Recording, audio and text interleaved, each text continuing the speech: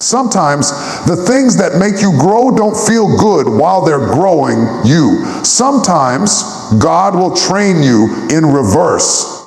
He'll teach you how to win by first letting you lose. He'll teach you how to stand tall by first letting you crawl. Because the real disciplines, the counterintuitive ones, they don't stroke your ego, they stretch your spirit. See, we love the disciplines that make sense, pray more, work hard, stay focused. But what do you do when God says, be still? What do you do when the path forward is backwards? What do you do when he says, love your enemy, when you don't even want to text your friend? I came to tell somebody today, the road to destiny is paved with counterintuitive disciplines. It's not what you feel that grows you, it's what you obey. Obedience over understanding is one of the hardest, yet most transformative disciplines a person can ever embrace. It challenges everything our rational minds are wired to do. We've been trained to think, to analyze, to plan, to make sense of things before we move. We want to understand every step before we take it, but obedience says, move even when it doesn't make sense. It says, trust the instruction before you can trace the outcome. That's the counterintuitive power of obedience. It invites you to act when your intellect wants to hesitate. We live in a culture that idolizes understanding. We are taught to wait until we have all the answers before we make a decision. We research, we gather data, we seek confirmation, we ask for proof, and while there's wisdom in discernment, there's also paralysis in overthinking. Some people never step into their destiny because they're still waiting for understanding. They want God to explain every detail, every detour, every delay. But the truth is, there are some things you can only learn after you obey. Understanding often follows obedience, not the other way around. Think about the story of Abraham. God told him, go to a land I will show you. Not, I'll explain where it is. Not, here's the map. Not even, here's what. Just go. That's obedience without understanding. And the moment Abraham moved, revelation started unfolding. Every step of obedience unlocked another layer of understanding. That's how the journey of faith works. The path gets clearer as you walk it, not before you walk it. But if you stand still demanding clarity before obedience, you'll miss the revelation that only movement brings. Obedience over understanding means you trust the character of the one who gives the instruction, even when you don't comprehend the instruction itself. You may not know why, but you know who. You may not see how, but you know he can. That's the maturity of faith. To say, Lord, I don't have to understand you to obey you, because obedience isn't about logic, it's about loyalty. It's about aligning your will to God's will, even when his will confuses you. Many of the greatest breakthroughs in life come on the other side of obedience that didn't make sense at the time. The widow who poured her last bit of oil, the fishermen who cast their nets again after catching nothing all night, the blind man who washed in the pool of Siloam, none of them understood the instruction. But when they obeyed, miracles followed. Their understanding caught up with their obedience. That's how divine principles work. Revelation follows participation. You don't get the why until after you've done the what. Obedience often feels like walking in the dark with only a small candle of faith. You can't see the full path, you can only see the next step. And that frustrates the mind that wants control. But obedience dismantles your need to control the process. It humbles you. It breaks your dependency on self and makes you lean fully on God. When you obey without understanding, you're saying, Lord, I trust you more than I trust my logic. That's a radical kind of surrender, the kind that produces growth that intellect alone never could. Obedience isn't blind, it's believing. It's believing that even if the command feels unreasonable, the one who gave it is unfailingly faithful. It's believing that his thoughts are higher than ours, his ways are wiser than ours, and his timing is better than ours. When you can't understand what he's doing, you must trust who he is. That's where peace begins, not in answers, but in assurance. Sometimes obedience will lead you into places that look like setbacks. You'll follow the instruction, and things might seem to fall apart instead of coming together. And that's when your mind starts screaming, "This doesn't make sense." But obedience is not a transaction, it's a transformation. God isn't trying to make sense to you. He's trying to make something out of you. Every act of obedience is forming your character, sharpening your discernment, and preparing you for something greater than you can perceive right now. There will be moments when obedience isolates you. People around you won't understand why you're doing what you're doing. They'll question your decisions, your direction, your sanity even. But you must remember, divine instructions don't require public approval. You're not walking according to their vision. You're walking according to revelation. And revelation rarely makes sense to those who haven't heard what you've heard or seen what you've seen. In fact, some of the most profound seasons of growth will come when you obey in silence, when you follow the call that doesn't come with applause. Obedience is often quiet. It's not glamorous. It doesn't always produce immediate results, but it builds endurance. It teaches you consistency. It strengthens your faith muscle to keep saying yes to God. Even when you don't understand the how, we love understanding because it gives us comfort. But obedience gives us transformation. Understanding makes us feel safe. Obedience makes us strong. The mind wants to be informed, but the spirit longs to be transformed, and transformation requires trust. You'll never experience the fullness of what's possible if you need everything to make sense first.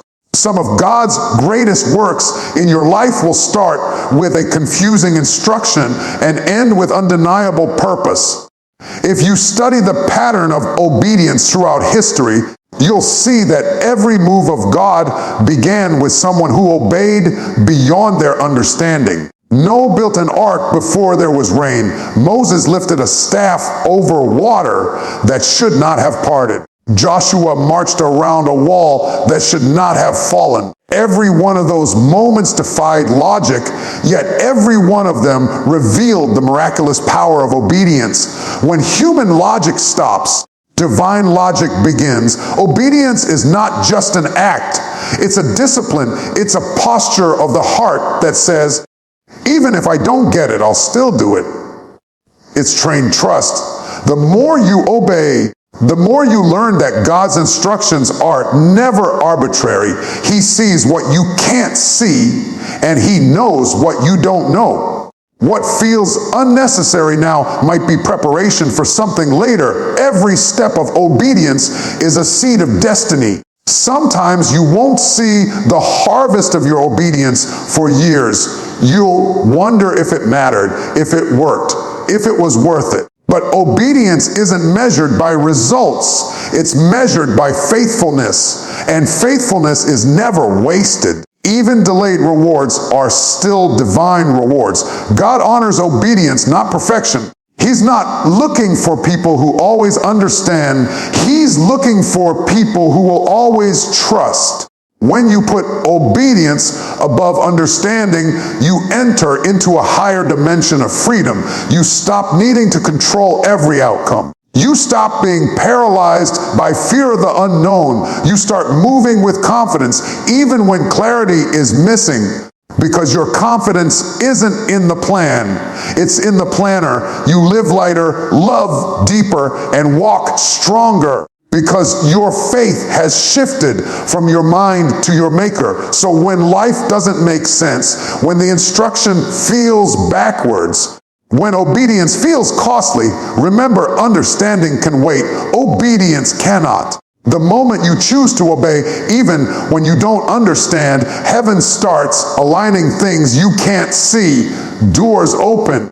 Peace settles, purpose unfolds, because in the kingdom, revelation is reserved for those who walk by faith, not by sight. And when you truly grasp that, you'll stop asking for explanations and start moving in expectation, trusting that every act of obedience is leading you closer to everything you were born to become. Stillness as strength is one of the most counterintuitive disciplines you'll ever learn. Because we live in a world that glorifies movement. We're taught that progress equals motion, that activity equals productivity, that success belongs to the busiest. From the moment we wake up, we're bombarded with noise, notifications, schedules, expectations, demands. The culture says, do more, move faster, grind harder. But there's a deeper truth hidden beneath all that motion. Sometimes the strongest thing you can do is be still. Stillness is not laziness. It's not passivity. It's not doing nothing. Stillness is a spiritual stance, a deliberate decision to rest your soul while the world races around you. It's the strength to resist the urge to react, to breathe instead of break, to listen instead of lunge. It's having the courage to pause when everything in you wants to panic. That's why it's a discipline, because it doesn't come naturally. Our instincts tell us to fix, to fight, to force. Stillness tells us to trust. When the psalmist said, "Be still and know that I am God," it wasn't a suggestion to relax. It was an invitation to revelation. You come to know God in the stillness. You discover that your power doesn't come from your striving, but from your surrender. In the still moments, when the noise fades and your plans fall silent, that's when you begin to sense His presence more deeply. It's in the stillness that you realize strength is not just about what you can carry. It's about what you can release. Stillness is strength because it takes far more power to stay calm than it does to react. Anybody can panic. Anybody can lash out. Anybody can let fear drive their decisions. But it takes a disciplined soul to stand still in the storm and say, I will not be moved. It takes inner strength to wait when you want to rush, to listen when you want to speak, to trust when you want to take control. Stillness is the quiet confidence that you don't have to make things happen because you know the one who holds all things together. There's a reason why so many people burn out. They confuse movement with meaning. They're always doing, but rarely being. Always chasing, but never arriving. They're caught in the tyranny of constant motion, mistaking business for purpose. But the truth is, not every open door is meant to be walked through, and not every opportunity is meant to be seized. Stillness gives you the clarity to discern which battles are yours to fight and which are God's to handle. When you are still, you can hear the difference between your own ambition and divine assignment. In moments of stillness, you see more clearly. Just like muddy water settles when left alone, your mind and heart settle when you stop striving. The sediment of anxiety, confusion, and fear begins to sink and clarity rises to the surface. Many people are trying to make decisions in a storm. They can't see because they won't stop moving. But when you cultivate stillness, you learn how to wait until the water's clear before you act. You don't move out of impulse, you move out of insight. There is a unique kind of strength that is born in waiting. Waiting refines you. It strips you of the illusion that you are in control. It teaches you patience, humility, and dependence. It's in the waiting seasons that your roots go deep. The tree doesn't grow during the storm. It anchors itself so it can survive the storm. That's what stillness does. It anchors you. It keeps you grounded when life gets chaotic. While others are tossed by waves of emotion and urgency, you remain centered, secure, and steady. Stillness is also an act of resistance in a world addicted to noise. When you choose to be still, you are rejecting the idea that you must always perform to have value. You're declaring that your worth isn't measured by your output. You're reminding your soul that peace is not earned, it's received. The strongest people aren't those who shout the loudest or move the fastest. They're the ones who know how to retreat, reset, and return renewed. Look at how Jesus often withdrew to solitary places. He healed the sick, taught the crowds, and carried immense responsibility. But he still made time for stillness, not because he was weak, but because he knew that stillness strengthens the spirit. Before every major decision or miracle, he withdrew to pray. He understood that strength doesn't come from constant activity, it comes from divine alignment. If the Son of God needed stillness, how much more do we? The challenge with stillness is that it exposes what's inside you. When everything gets quiet, you can no longer hide behind noise or distraction. Your fears, doubts, and insecurities rise to the surface. That's why so many people avoid stillness, because silence can be uncomfortable. But that discomfort is not punishment, it's purification. God uses stillness to reveal what needs to be healed. You can't fix what you refuse to face, and you can't face it until you slow down long enough to feel it. There are times when God will intentionally still your life. He'll close doors you thought would stay open. He'll slow down your plans. He'll interrupt your rhythm, not because he's punishing you, but because he's protecting you. Sometimes he pauses your life to prevent you from walking into something premature. You think the delay is denial, but it's actually development. God will keep you still until you are strong enough to handle what's next. The waiting is not wasted, it's working something within you. Stillness also teaches surrender. It reminds you that strength is not about control. True strength is being able to rest in uncertainty, to breathe in the in-between. It's learning that you don't have to have all the answers because you trust the one who does. It's learning that silence is not the absence of activity, it's the atmosphere where transformation happens. When you finally stop striving, you make room for grace to move. Even nature teaches this truth. The ocean is most reflective when it's still. The wind carries the clearest sound when the air is calm. Seeds grow silently beneath the soil. Strength doesn't always roar. Sometimes it whispers. Sometimes the loudest faith is the quietest posture. When you stand still, confident that even though nothing around you seems to be changing, everything within you is being strengthened. You learn through stillness that movement without meaning drains you, but stillness with purpose fills you. When you stop to breathe, you begin to notice what really matters. You stop chasing approval. You stop reacting to every demand. You start aligning with divine timing, and suddenly what used to overwhelm you no longer controls you. Because stillness isn't weakness, it's wisdom.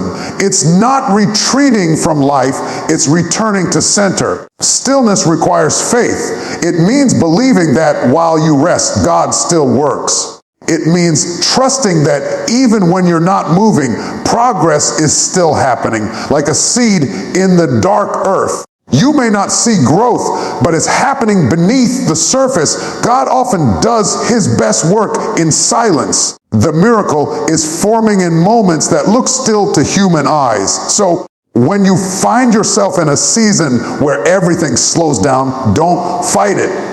Don't panic. Don't fill the silence with unnecessary noise. Lean into it. Let it teach you. Let it strengthen you. You're not stuck. You're being still. You're not behind. You're being built. The stillness is not the end. It's the setup for the next surge. Stillness is strength because it anchors your soul in truth when circumstances are unstable. It's the steadying of your mind, the calming of your heart, and the centering of your spirit. It stands tall inside, even when everything outside is shaking.